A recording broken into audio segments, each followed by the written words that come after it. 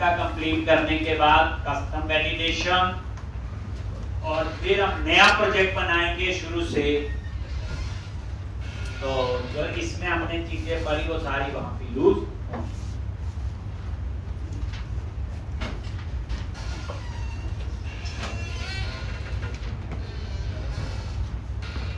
इसी तरह एप्लीकेशन बनाते जाएंगे और इम्प्रूवमेंट होगी। लो जी,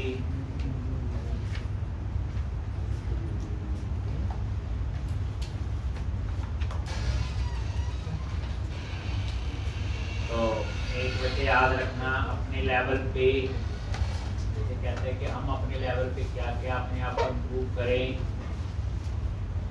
उसके कंसेप्ट आपको होने चाहिए, नहीं तो हमें तंगी बता रहे। नंबर 1 ऊप्स एक, बाकी चीजें तो चलो करते हैं, ऊप्स हम भी करेंगे बट इसको और इम्प्रूव कर लेंगे। एक, रोज का 2 से आधा घंटा पढ़ना है, बस इतना बात हो। और दूसरा ये कि आईटी कंपनी जितनी भी हैं, एक वहाँ पे इंडिया के क्लाइंट कम होते हैं, 90% से ज़्यादा क्लाइंट आउट ऑफ इंडिया के होते हैं, तो उनको हिंदी नहीं आती होती। एक वर्केबल इंग्लिश पता होनी चाहिए, बात समझा सकें और बात समझ। एक और सॉफ्टवेयर लाइन में एक इम्पॉर्टेंट जो कंसेप्ट है, जो बच्चों की सबसे बड़ी कमी हम देखते हैं, सामने वाले ने क्या बोला है उस चीज को अंडरस्टैंड करना जरूरी है। हम सामने वाले की जब तक बात नहीं समझेंगे, आप उसे क्या बना के दो। तो इसलिए जब हम बैठे हैं आपस में डिस्कस कर रहे हैं, तो एक बोल रहा है, उसकी बात पूरी समझो। ऐसे ही प्रोजेक्ट में होता है। अब क्लाइंट ने ऐसा नहीं होता, बार बार बताते हैं, क्लाइंट को 20 मिनट आधा घंटा दिया है, वो बता देगा मुझे ये चीज चाहिए, आपको समझ नहीं आई तो पूरा दिन क्या करेंगे? वो दोबारा नहीं देगा कि दिन में आधा घंटा, टाइम नहीं होता उनके पास। उनका रिप्लाई आता है कि इसको तो समझ नहीं आ रहा क्या बनाना है। तो क्वेश्चन समझ गए? तो जब आपको कुछ पढ़ाई जाती है तो वो भी आपने ऐसे ही अंडरस्टैंड करना। तो आज हम लोग पहले डिलीट का किया हुआ डिलीट वाला,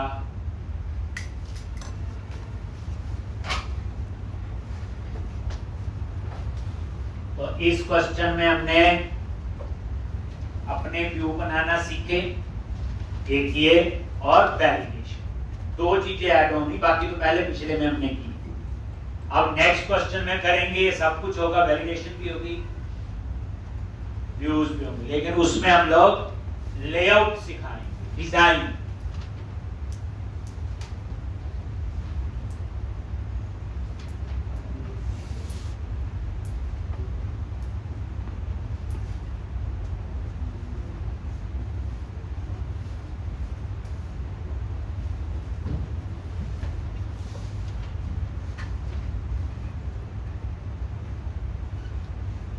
एक, अब यहां पे डिलीट पे क्लिक करना है।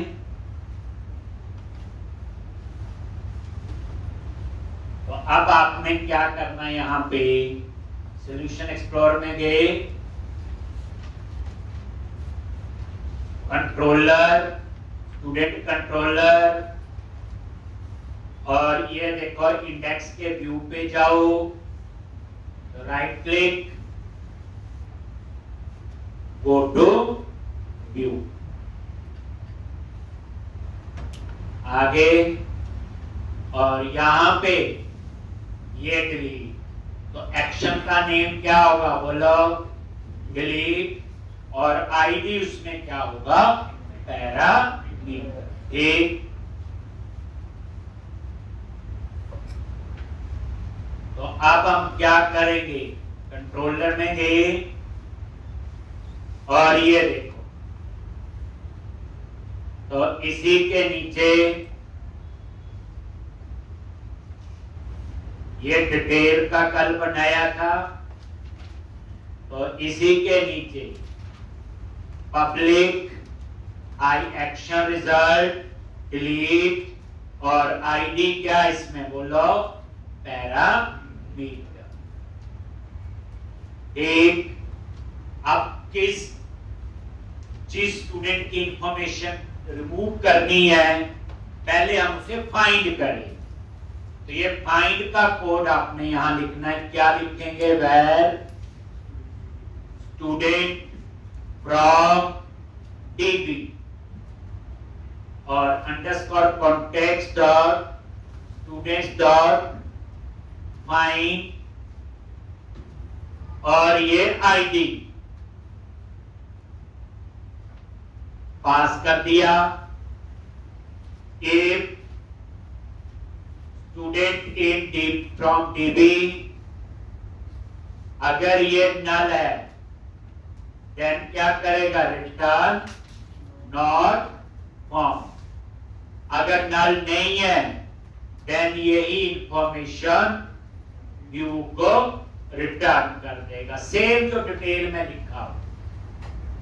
अब देख लो ये फाइंड का कोड है, क्योंकि जिसको डिलीट करना पहले हम उसकी इंफॉर्मेशन डिस्प्ले करें देन उसको डिलीट करें।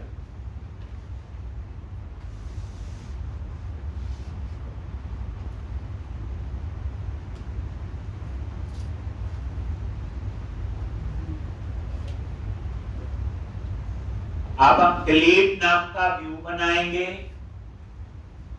देखो कोड पता है, ये कंट्रोलर वाला कोड कोई नया नहीं है, पहले लिखा हुआ है।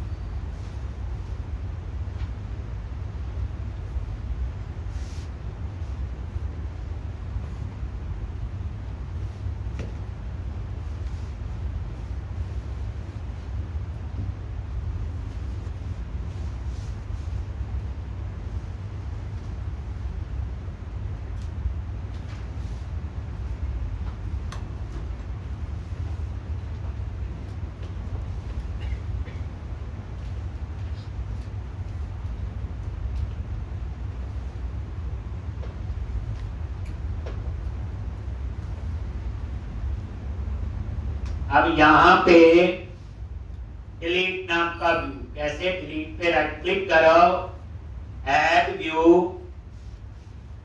रेजर व्यू और ये ऐड।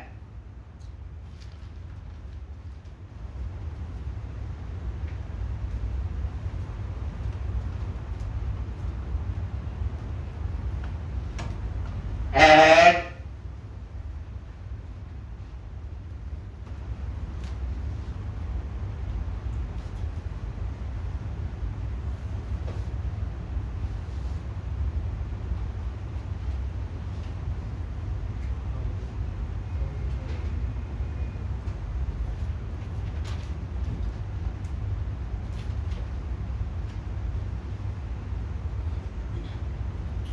एक, तो इस तरह से। तो अब आप इसको रन करो।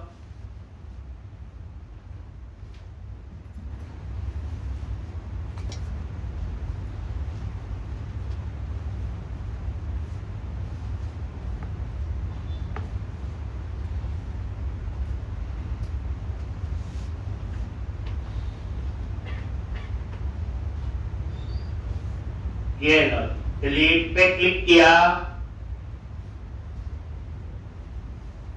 आगे यहां पे, अब यहां पे डिलीट स्टूडेंट, नीचे डिटेल डिस्प्ले करेंगे, ठीक है, जैसे ही वांट टू डिलीट डेटा कुछ भी ऐसा। तो यहां पे अब ये डिलीट का व्यू, ये सारा डिलीट किया। तो पहले तो उस एम्प्लॉय की इंफॉर्मेशन ही डिस्प्ले करनी है। तो यहां पे नेम स्पेस,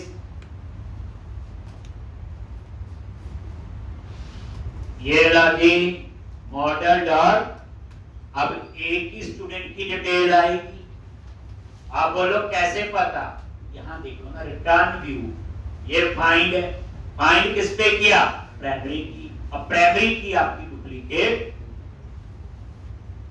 नहीं हो सकती। और यहां पे H2 और यहां पे हेडिंग देना है डिलीट लॉजिक, और यहां पे class text hyper danger text hyper centre, refresh किया,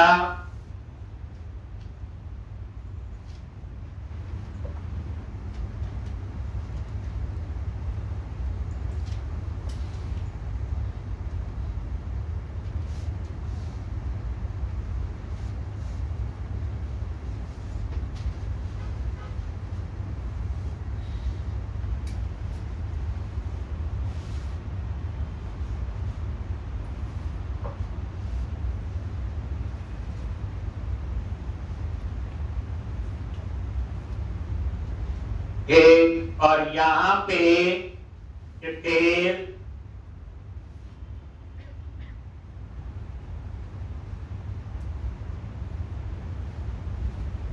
तो यहां पे डेट क्लास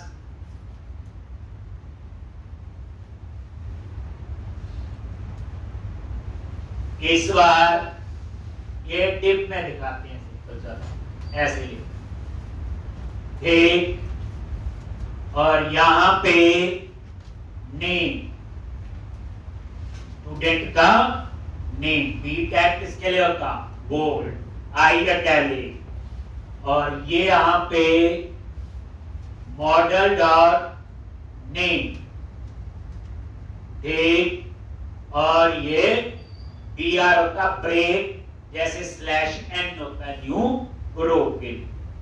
अब ये नेम, एड्रेस,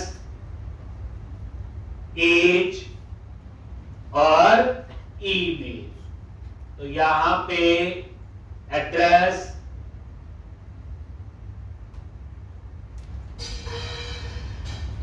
एज,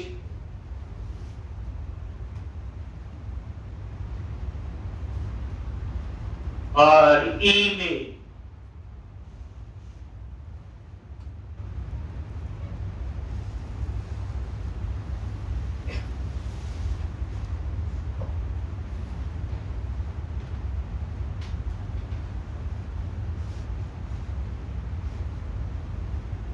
आ गया, ठीक। उसके बाद यहां डिलीट का बटन, क्या आना चाहिए, डिलीट का बटन, ये। अब ये डिटेल आ गई, लेकिन जब डिलीट बटन पे क्लिक करेंगे तो रिक्वेस्ट सर्वर पे जाएगी, वो बटन होगा सबमिट का, जैसे सेव का था, अपडेट का था। तो उसके लिए आपको क्या लगाना पड़ेगा, एक फॉर्म टैग, क्या लगाना पड़ेगा, नीचे लगा लो जैसे भी है। तो क्या करेंगे, ये देखो फॉर्म, और जब सबमिट होगा तो हम एक एक्शन बनाएंगे, delete underscore rec, unit delete भी रखना है, ऐसे रख सकते हैं हम लोग, ठीक। और वहां पे सारी डिलीट की कहानी, और इसके अंदर हम क्या लिखेंगे, एक बटन बनाएंगे, बटन टाइप सबमिट, एक क्लास बीटीएन हाइफन क्या डेंजर, और ये बटन का टेक्स्ट होगा डिलीट।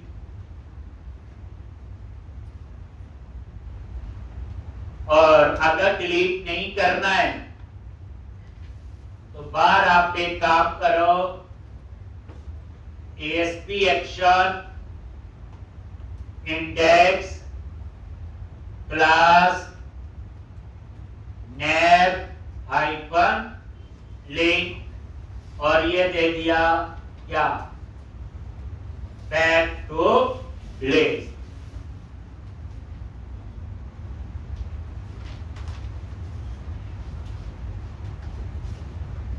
और ये नजर मारो थोड़ी सी, कैसे आएगा, आगे जी ये बैक टू प्लेस, ये डिलीट। अब जैसे डिलीट पे क्लिक करेंगे तो वो कहां जाएगा, डिलीट रेक।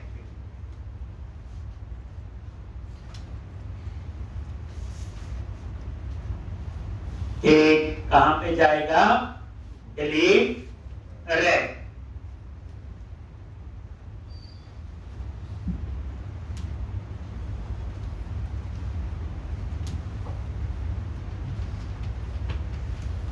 अब ये डिलीट रैक नाम से मैं एक्शन बनाऊं।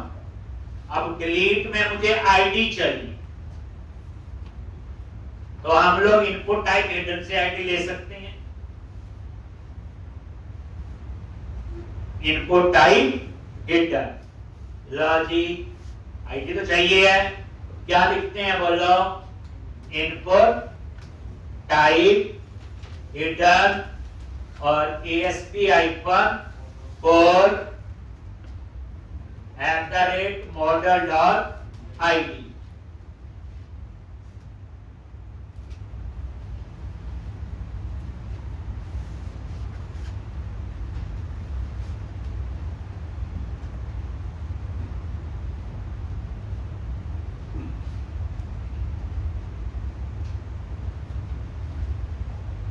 बताया हुआ कि जब आप सबमिट करोगे तो उतनी इंफॉर्मेशन सर्वर पे जाएगी जो फॉर्म टैग के अंदर है। फॉर्म टैग क्या है, एक ब्लॉक है, वे क्या, तो हमें पता डिलीट में क्या लिखते हैं, delete from table name where ID, simple में ये लिखते हैं, आईडी चाहिए उसमें और तो कुछ नहीं चाहिए। बाकी कई लोग क्या करेंगे, ये भी इसी में लिख देंगे, लिख दोगे एरर नहीं आएगी, लेकिन सामने वाला समझ जाएगा इसको फॉर्म टैग का नॉलेज नहीं है या डिलीट क्वेरी का नॉलेज। हमें जब सिंपल आईडी चाहिए, अपडेट में चाहिए नेम भी, एड्रेस में चेंज करते हम लोग, सेव में चाहिए, मतलब जितनी बार बच्चे क्वेश्चन करने का मकसद ये इनका लिखने पे जोर देना। अगर आप ये अंदर ले लेंगे तो क्या होगा, नहीं लेंगे तो क्या फायदा। कई बार आउटपुट में कोई फर्क नहीं पड़ता, वर्किंग में कुछ नहीं, लेकिन वहां बच्चे का लॉजिक जो है उसे बहुत ज्यादा क्लियर है कि नहीं। तो अब क्या करो, कंट्रोलर पे आगे क्या लिखना है, यहां पे http post public I action result delete rec, क्या नेम था उसका, delete rec। और इसमें हमें आईडी चाहिए। एक तरीका तो ये पैरामीटर से है, एक या यहां पे स्टूडेंट का ऑब्जेक्ट तो मैं पास कर ही सकता हूं, ऊपर मॉडल ऐड किया हुआ, एक। अब कई बार कोई चीज नहीं पता चलती, ठीक कर रहा हूं कि नहीं, ब्रेक पर लगा के चेक करो। लॉजिक स्टूडेंट में क्या आ रहा देखना चाहती हूं, मैं यहां पे वैसे लिख देता हूं रिटर्न व्यू। हम चेक करना चाह रहे हैं कि स्टूडेंट में क्या आ रहा है। लॉजिक रन किया, जैसे देखो आईडी मिल गया तो डिलीट का कोड तो बाकी लिख ही लेंगे।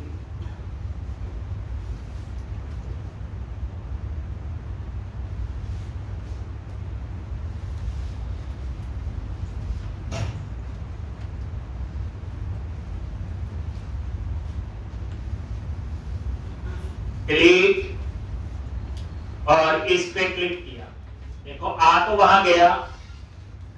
अब देखो स्टूडेंट में क्या आ रहा है, ये आईडी आ गया, आईडी आ गया ना। अब ये आईडी कहां से आया? ये आईडी आ गया। चल सीखने के लिए बच्चे ये देखो हटा दिया, तो जो मैंने ये किया इसको मैं ब्रेक पॉइंट को बनाता हूं कमेंट। लॉजिक हिडन हटा दिया। सीखो ऐसे एक्सपेरिमेंट करके। अब रन करो, मुझे टेस्ट करो आईडी आ रहा है कि नहीं आ रहा है।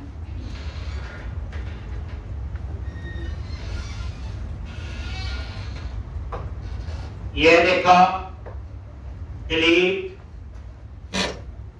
और ये आगे आप देखो आईडी नहीं आया,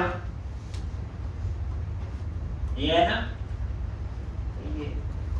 चलो यदि समझ आ रहा है, अगर मैं यहां पे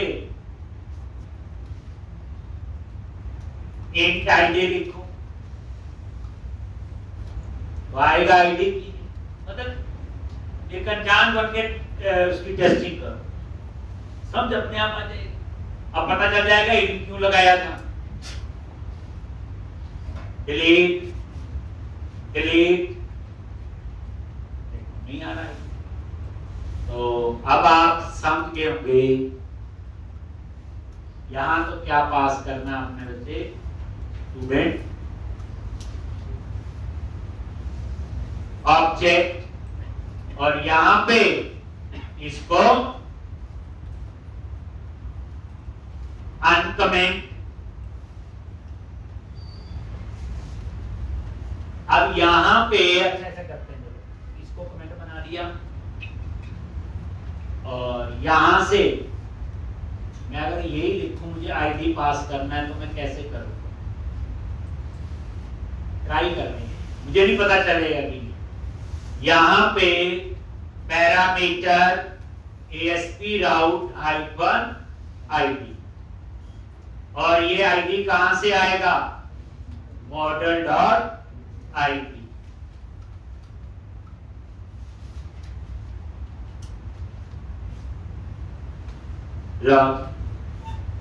ऐसे तो पैरामीटर पास होता पड़ा था नीचे, मुझे नहीं पता चलेगा कि नहीं।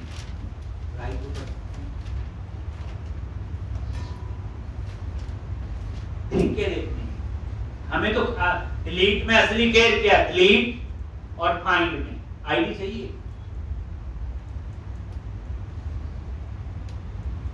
आगे लो आईडी आगे, तो मुझे हिडन भी लगाने की जरूरत नहीं।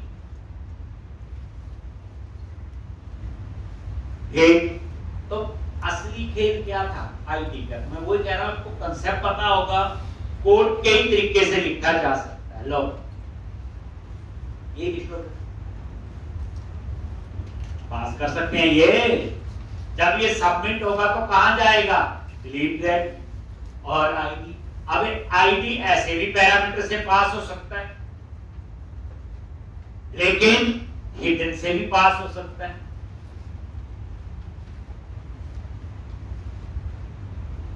एक तरीके पर चल के हिडन में आपको स्टूडेंट ऑब्जेक्ट पास करना पड़ेगा, क्योंकि जब ये सबमिट होगा तो मॉडल ऊपर वही है ना स्टूडेंट, और जब सबमिट होगा तो इसी में जाएगा ना नेम एज एड्रेस आईडी, और इसमें वही जाएगा जो फॉर्म टैग के अंदर होगा। अब फॉर्म टैग में इसमें कुछ नहीं है तो इस बार नहीं किया।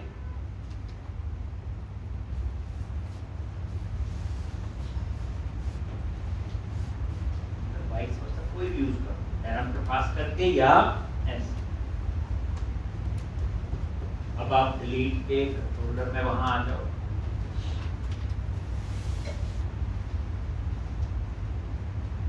लो जी। अब हम यहाँ पे कौन सा कोड लिखेंगे?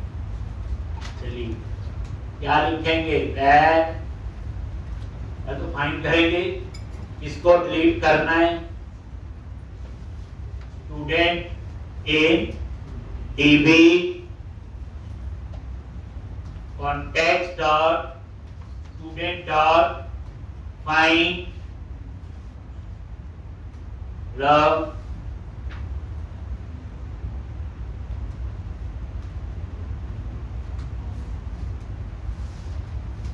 return,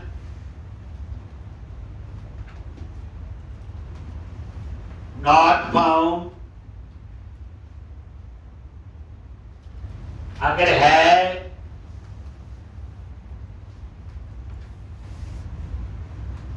remove student in DB context dot save changes, then return redirect to action और उसका नेम है इंडेक्स।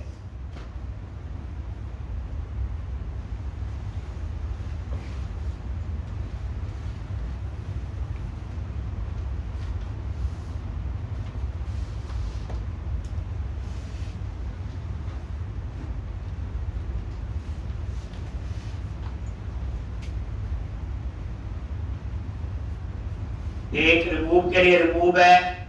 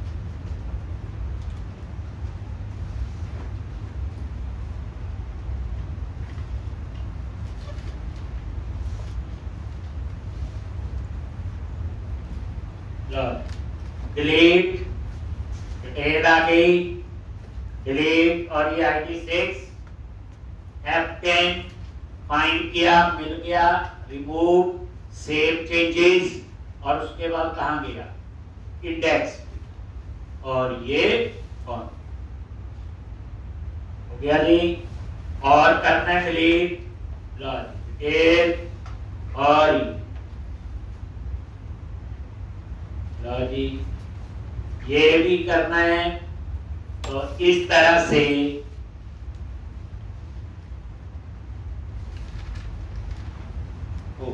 ठीक है। अब मैंने आपको सिखाना है कस्टम वैलिडेशन। कस्टम वैलिडेशन का क्या मीनिंग है पहले देखो। जैसे मैंने वैलिडेशन 1 बना के बतानी, आइडिया हो जाएगा कि as must be greater than equal to 18। आप बोलोगे लगाई तो थी, वो था रेंज वैलिडेटर। रेंज में हमें मिनिमम भी बतानी पड़ती और मैक्सिमम, बट मुझे मिनिमम पता, मैक्सिमम नहीं पता, तो मुझे वैलिडेशन लगानी है age must be greater than equal to 18। अब ये वैलिडेशन बनी नहीं हुई तो हमें क्या करनी पड़ेगी, बनानी पड़ेगी। कैसे बनाएंगे,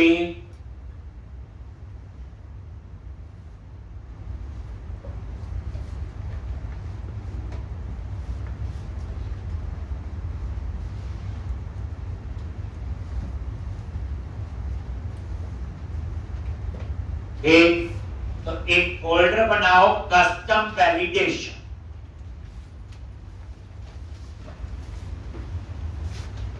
प्रोजेक्ट पे राइट क्लिक किया, add new folder.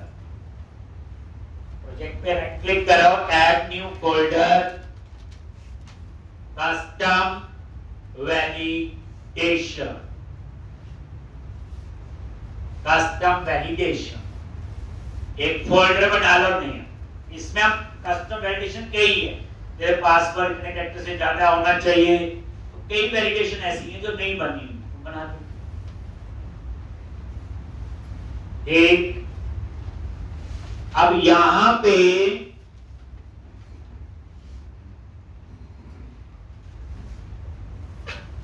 Custom value folder है, प्रोजेक्ट पे गए, राइट क्लिक करो, ऐड न्यू फोल्डर, और उसके बाद इस फोल्डर पे राइट क्लिक किया, ऐड क्लास, क्या बनाएंगे क्लास, सारा काम क्लासेस से होता है इसलिए उसको बोला।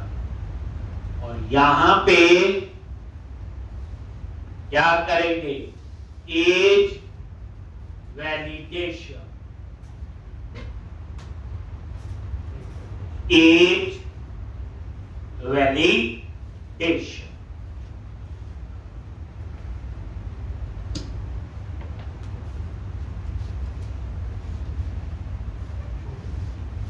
अब यहां पे क्लास इनहेरिट करनी है, ये बच्चे कॉमन क्लास है जो ऑलरेडी वैलिडेशन ने लगाई, रेंज, ईमेल एड्रेस, रिक्वायर्ड, जो उनमें क्लास इनहेरिट है इसमें वही करनी है। जैसे देखो मॉडल पे गए, हमने ये स्टूडेंट का बनाया था, तो ये देखो हमने रिक्वायर्ड लगा था ना, देखो ये लगाए, जैसे रिक्वायर्ड पे F12 प्रेस करो, रिक्वायर्ड पे गए और F12,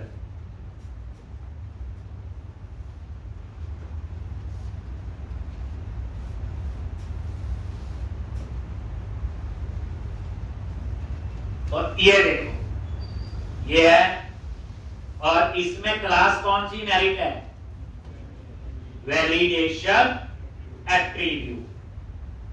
दोबारा देखो ये रेंज पे आ गए, इस पे आगे रेंज, रेंज पे F12 प्रेस करो, ये रेंज एट्रीब्यूट, तो यहां कौन सी क्लास इनहेरिट है, वैलिडेशन एट्रीब्यूट। ईमेल एड्रेस पे F12 प्रेस करो, एक इसमें ये क्लास है और इसमें कौन सी है, ये है, तो ये डेटा टाइप एट्रीब्यूट पे F12 प्रेस करो,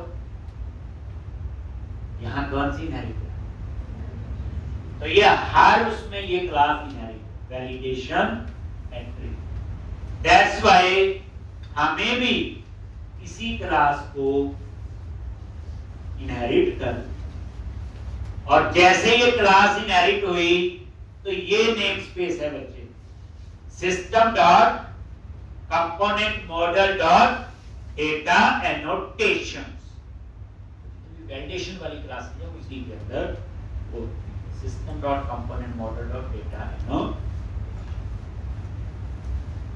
इसका फायदा ये है कि जो बनी वैलिडेशन है और हमारी वैलिडेशन में देखने वाले को नहीं पता चलेगा ये।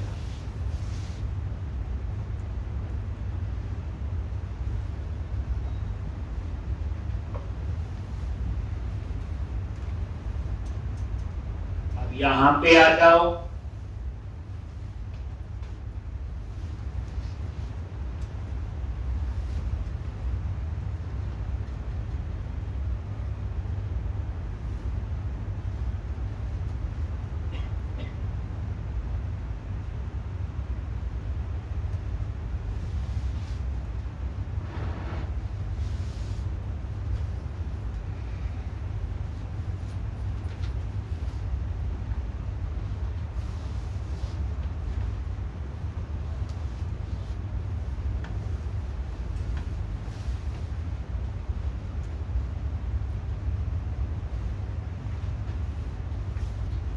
अब यहां पे ये क्लास इनहेरिट है, और आपको पता है सी शार्प में सिंगल इनहेरिटेंस होती है, मल्टीपल नहीं है। अब यहां पे ओवरराइड, ओवरलोडिंग और ओवरराइडिंग में क्या डिफरेंस, बड़ा दूसरा आ गया, ओवरलोडिंग और ओवरराइडिंग में क्या फर्क,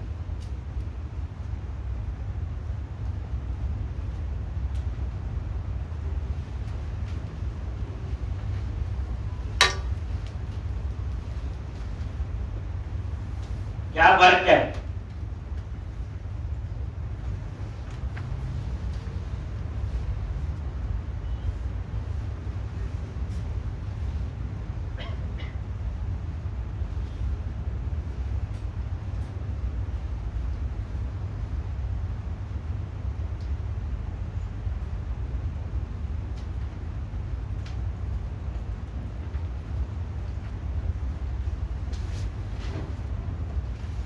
तो ओवरलोडिंग में क्या होता है, जैसे फंक्शन है same name with different para. Overloading में क्या होता है बच्चे, same name with different parameter, ये होता है ओवरलोडिंग। जैसे फंक्शन बनाया, नाम एबीसी है, लेकिन पैरामीटर अलग अलग होंगे, वो होती है ओवरलोड। दूसरी बात, overriding always use with inherent, हमेशा ये इनहेरिटेंस के साथ यूज होती।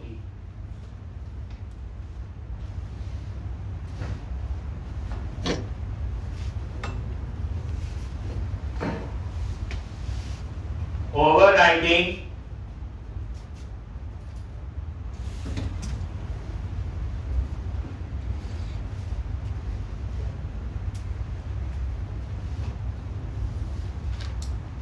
जो ओवरराइडिंग है ये हमेशा ही इनहेरिटेंस के साथ यूज होती। ओवरराइडिंग जैसे ओवरराइड करना बोलते हैं, जैसे देखो इसमें क्या है, मान लो एक आपने ओवरराइडेबल फंक्शन बनाया,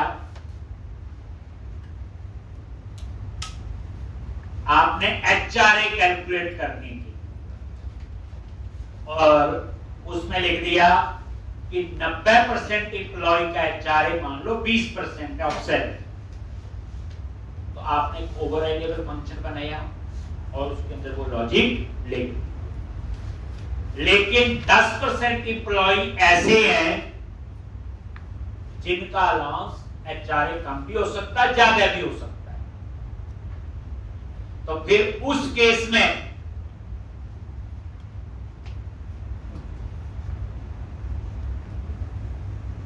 तो उस केस में आप क्या करोगे,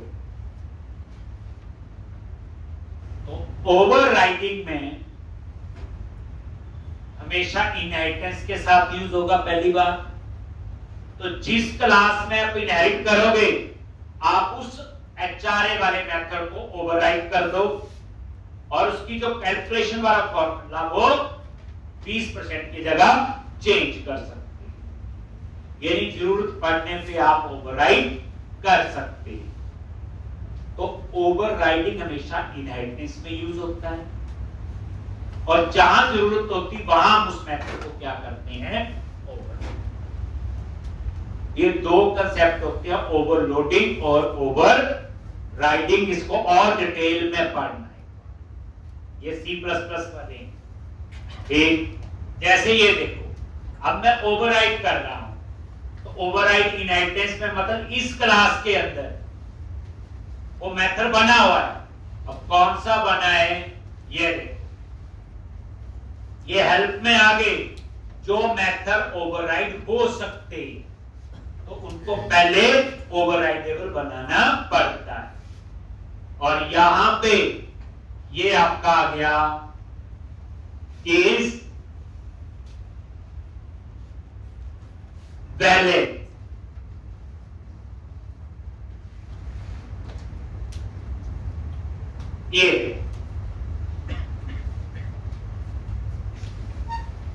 ये क्या आ गया, इज वैलिड। ये मैंने नहीं बनाया, ये इस क्लास के अंदर बना, मैंने सिर्फ ओवरराइड किया है कि इसको मैंने एज के लिए यूज करना है। अगर आपने इसको यूज करना है पासवर्ड लेंथ के लिए तो भी यूज कर सकते हो, जैसी आपकी रिक्वायरमेंट। जब आप बच्चे ये देखो यहाँ पे ओवरराइड लिखा तो अपने आप ही वो मेंबर डिस्प्ले हो जो ओवरराइड हो सकते हैं, और ये ओवरराइड वो ही हो सकते हैं जो आपके ऑलरेडी इस क्लास के अंदर डिफाइंड होंगे और वो डिफाइंड होंगे ओवरराइड। ये देखो लिखा है प्रोटेक्टिव ओवरराइड, ये इसकी रिटर्न टाइप। ठीक, तो ये इज वैलिड जो है ये मेथड का नहीं, ये मैंने वहां से सेलेक्ट किया, देख लो ना ओवरराइड, ये वाला इज वैलिड, ये जिसमें ये ऑब्जेक्ट वैल्यू और ये वैलिडेशन कॉन्टेक्स्ट सेलेक्ट कर लो। अब यहां पे हमने अपना लॉजिक लिखा, ये लॉजिक नजर नहीं आ रहा तो इसमें एंटर प्रेस कर दो। सबसे पहले एज के लिए वेरिएबल ले लिया एज, और यहां पे जो आपकी वैल्यू, इसको मैं कन्वर्ट भी कर देता हूं, कन्वर्ट डॉट टू इंट, और किसको वैल्यू। एक if age is greater than equal to 18, तो क्या करे, एल्स में वो क्या करे,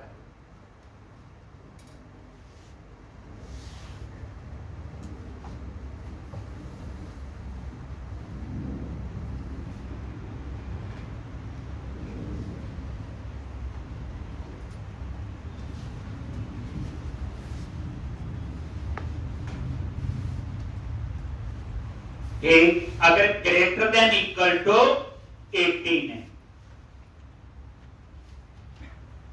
कैन रिटर्न क्या करेगा,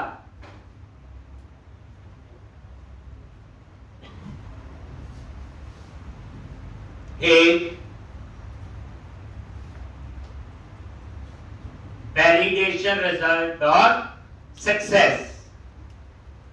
ठीक है, मेरी बात है ना, देखो जो आप वैल्यू पास करेंगे वो इसमें आएगी, फिर यहाँ पे हमने चेक कर लिया, अगर ये value greater than equal to 18 है तो सक्सेस, अगर ऐसा नहीं है तो यहाँ पे हम लोग न्यू वैलिडेशन रिजल्ट, और इसमें मैसेज दे देंगे age must be greater than equal to 18। एक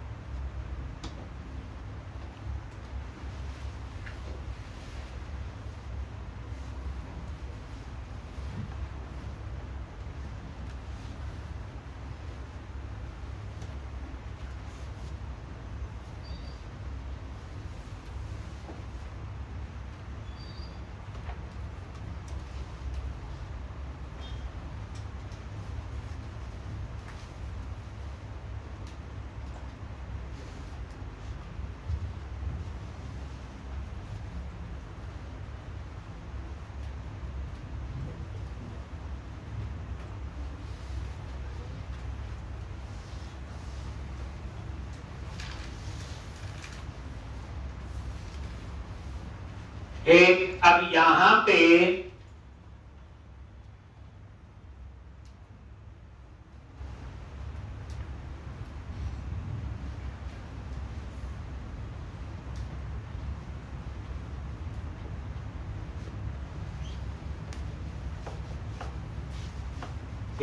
बस अब आप ये है इसे कॉल करना है, तो ये वही है बच्चे एज वैलिडेशन।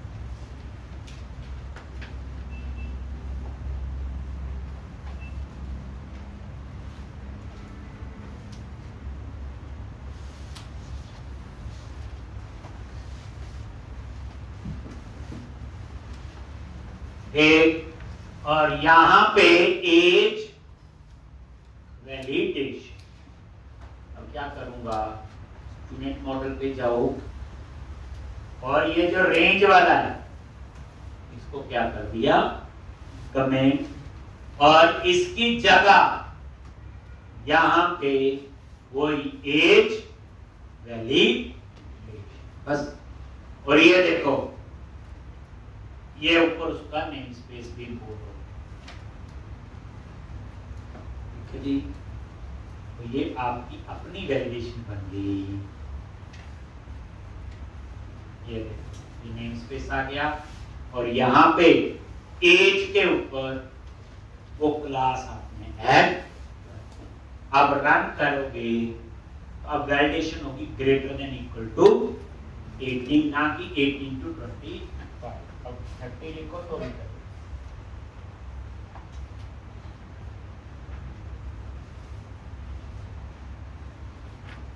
मेरा जी अब आप इसको रन करो, नेम स्पेस अपने आप आ गया ऊपर।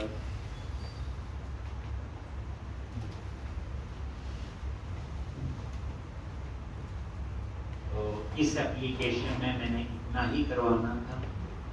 आपके लिए काम ये है इस पूरी एप्लीकेशन को शुरू से लेके इतना आज तक करवाया है कम से कम 3 से 4 बार। और एक बार जब एप्लीकेशन बनानी है तो 1 सिटिंग में बना, मतलब ये नहीं आधा घंटा भी नहीं। अगर एक बार बनाने में 3 घंटे लग रहे तो 3 घंटे बैठ के कंप्लीट, फिर दूसरी, मतलब कॉन्टिन्यूस टाइम चाहिए। मैं तो थोड़ा थोड़ा पढ़ाता हूँ रोज का। बड़ी एप्लीकेशन प्रोजेक्ट क्या है, एक बड़ी असाइनमेंट है, तो प्रोजेक्ट में तो पूरा सोचना पड़ता। आज से 25 दिन पहले क्या किया था और आज क्या करना है, वो माइंडसेट तभी बनेगा ना आपका।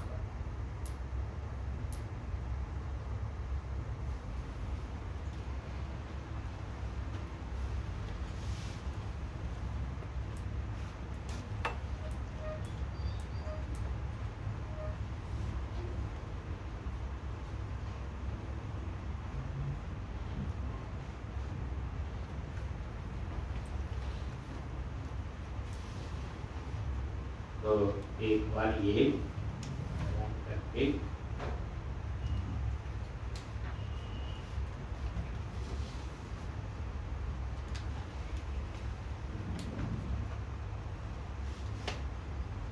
और क्रिएट पे गए, यहीं से पता चल जाएगा। यहाँ नेम, यहाँ एड्रेस और यहाँ पे एज। बाकी तो चेक कर ही चुके हैं। अब ये क्लिक किया, वैलिडेशन में काम करना शुरू कर। अब आप ये करोगे, ये वैलिडेशन और ये सेव। ठीक है जी। तो आप बच्चे ये प्रैक्टिस आपने पहले करनी है। अब हम एक नया प्रोजेक्ट बनाएंगे, ये ठंडे दिमाग से बिल्कुल शुरू से एक, पर उस क्वेश्चन में नया सीखेंगे। जैसे इसमें वैलिडेशन सीखी, validation server side, client side और कस्टम वैलिडेशन। उसमें हम लेआउट बताएंगे, बढ़िया बढ़िया थीम। एक वेबसाइट का नाम मैंने बोला था bootswatch.com, वो हम यूज करेंगे, बताएंगे। तो नया प्रोजेक्ट बनाते हैं और क्या करना, जो करवाया ना इसकी प्रैक्टिस कर लेना। जो बच्चा इसकी प्रैक्टिस 3-4 बार कर लेगा इसमें वो कंफर्टेबल और हो। अब जो इसमें यूज करूंगा अगली बार भी वही बनवाना है, और इसमें मैं सब कुछ यूज करूंगा जो हमने इसमें। तो रिवीजन भी होगी। तो क्रिएट ए न्यू प्रोजेक्ट,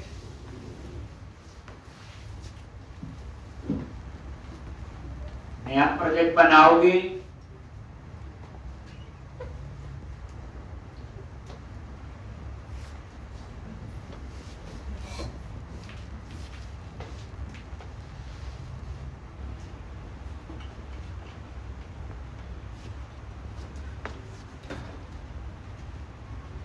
और वही same ASP.NET core web app model view controller, जो थीम सिलेक्ट करते यहां आ जाता है ना, ठीक, then click on next.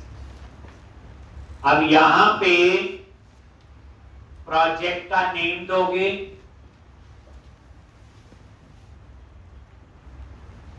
Web application underscore with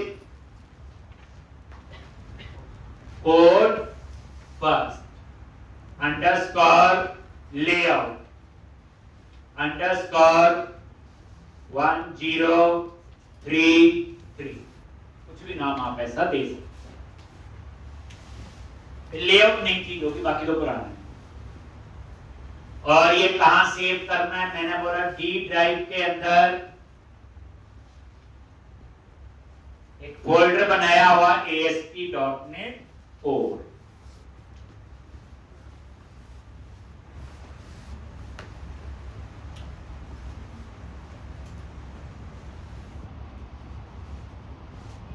और ये बोला कि डी ड्राइव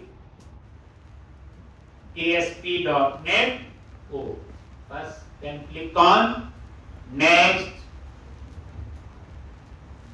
.NET 10 पढ़ रही हैं, यही लेटेस्ट वर्जन है बच्चे। Then click on create. आता था ये तो आता ही था। ऑब्जेक्टिव बनाना, इसमें क्या करना है, एक। अब उसके बाद हम आगे कल पढ़ेंगे। आज आप इतना, तो जो बच्चे मैंने क्वेश्चन कंप्लीट किया 3 से 4 बार पूरा करना है, ठीक। और अब हम नेक्स्ट एप्लीकेशन डरना नहीं, व्यू का कोड फिर लिखेंगे, जो HTML बूटस्ट्रैप लिखेंगे, कंट्रोलर फिर लिखेंगे, तब थोड़ा इसको इंप्रूव करेंगे। मतलब आपको अगर हम चीज को चौथी बार पढ़ रहे हैं तो चौथी बार वाला आपका नॉलेज होना चाहिए, कंफ्यूजन कम होनी चाहिए, मतलब क्या नहीं था। और कोड पे एक्सपेरिमेंट जरूर करो बच्चे। ऐसे लिखूंगा तो क्या होगा, वैसे लिखूंगा तो क्या होगा, तो और बेटर अंडरस्टैंडिंग होती है। कोड हमें मारता थोड़ी है, वो तो एरर देगा, ठीक कर लेना, इसमें क्या है। तो कोड के साथ डरना नहीं। कल हम लोग बाकी आगे